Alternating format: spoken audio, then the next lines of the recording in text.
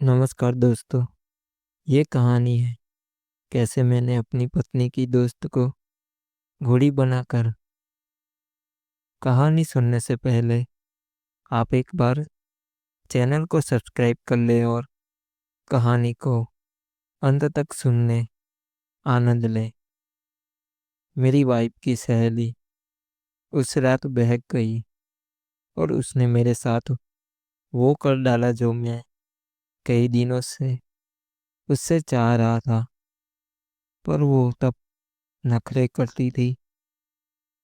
फिर मैंने ऐसा खेल खेला कि उसे मेरी अमानत की सेवा करनी ही पड़ी, और उसने भी अपने काम में कोई कमी नहीं करी और पूरे दिन रात वो मेरी अमानत की सेवा पूरे मन से करने लगी।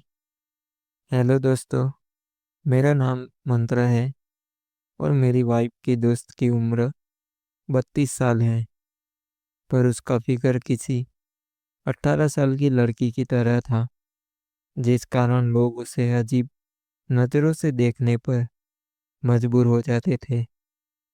पर उसे किसी की परवाह नहीं थी और वो अपने आप का पूरा ख्याल अच्छी तरह से रखती थी।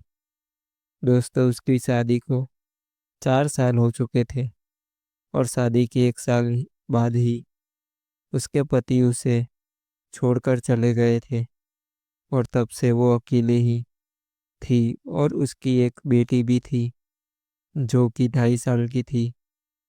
उसे वैसे तो कोई चिंता नहीं थी, बस अपनी बेटी की चिंता उसे सताती थी। वो अपना और अपनी बेटी का खर्चा तो आसानी से चला लेती थी, पर उसकी आगे की जीवन और खर्चों की चिंता उसे परेशान करती थी। दोस्तों, उसकी जिंदगी के हर कदम पर उसका साथ मेरी वाइफ ने दिया। मेरी वाइफ का नाम रेशमा था। मेरा हिसाब किताब काफ़ी अच्छा था। अब कुछ दिन बाद उसकी नौकरी छूट गई, जिस वजह से वो काफ़ी परेशान रहने लगी। और फिर वो आखिर में अपनी सहेली के पास आई और उसे सारी बात बताई। फिर मेरी वाइफ ने उसके लिए मुझसे बात करी, और मैंने जब उसको देखा तो वो एकदम से दंग रह गया और रेशमा से बोला कि तुम्हारी सहेली इतना परेशान है और तुमने मुझे बताया भी नहीं। पर रेशमा मेरे इस तरह के व्यवहार से दंग थी, क्योंकि वो जानती थी कि मैं जल्दी से किसी की मदद नहीं करता। फिर उसने मेरी सहेली की मदद के लिए इतनी जल्दी हाँ कैसे कर दी। पर फिर मेरी वाइफ ने उसके खातिर मुझसे कहा कि आप जल्दी से हेमलता की कोई नौकरी लगवा दो, वो बहुत परेशान है। तो मैंने कहा, अब तुम हेमलता की चिंता छोड़ो, मैं उसकी अच्छी नौकरी लगवा दूंगा। और उसके अगले ही दिन मेरी वाइफ की मम्मी की सहेली की उसके घर भेज दिया और कहा, तुम यहाँ की चिंता मत करना। और तबीयत खराब हो गई तो उसके पति को अच्छा मौका मिला और उसने मेरी सहेली की उसके घर भेज दिया और कहा, तुम यहाँ की चिंता मत करना और हेमलता के बारे में भी मत सोचना, मैं सब संभाल लूँगा। तुम जाकर अपनी मम्मी को देखो। फिर मेरी वाइफ की सहेली अपने घर चली गई और सुबह उसके जाते ही मैंने उसको फ़ोन लगाया और मैंने उसको अपने घर बुलाया। फिर मैं जल्दी से तैयार होकर बैठ गया। उतने में वाइफ की सहेली मेरे घर आ गई और मैं हाफ कपड़ों में सोफे पे बैठकर शराब पी रहा था, और मैंने उसको देखकर जल्दी से सब हटाया और उसे बैठने को कहा। वो बैठ गई। फिर मैंने कहा कि वैसे तो मैंने तुम्हारे लिए एक अच्छी नौकरी ढूंढ ली है, पर अगर तुम्हें और कोई ज़रूरत है तो मुझे बताओ, मुझे अपना ही समझो। पर उसने कहा, और ऐसी कोई ज़रूरत नहीं है, बस आपने मेरी नौकरी लगवा दी तो मैं आपका एहसान नहीं भूलूंगी। तो मैंने कहा, मेरी पत्नी तुम्हारी दोस्त है, तो उस रिश्ते से मैं तो तुम्हारा कुछ लगूंगा ना। तो उसने कहा, क्यों नहीं। तो मैंने बोला, फिर इसमें एक्शन कैसा। और तुम आज से कोई चिंता मत करना, बस तुम मुझे खुश दिखनी चाहिए। और मेरी यह बात सुनकर वो अंदर से बहुत खुश थी, पर उसे नहीं पता था कि मैं क्या चाहता हूँ। फिर मैंने कहा, तुम्हारे पास कोई वाइट ड्रेस है जिसे तुम कल इंटरव्यू में पहन सको। तो उसने कहा, नहीं, मेरे पास तो कोई ड्रेस ऐसी नहीं है। तो मैंने बोला, चलो, रेशमा के पास वाइट ड्रेस है जो मैंने उसके बर्थडे पर दी थी, उसके कमरे में होगी। आओ मेरे साथ। अब मैं उसे अपने साथ मेरी वाइफ के कमरे में ले गया और फिर बोला, ये अलमारी रेशमा की है, इसमें देखो वो ड्रेस मिल जाएगी।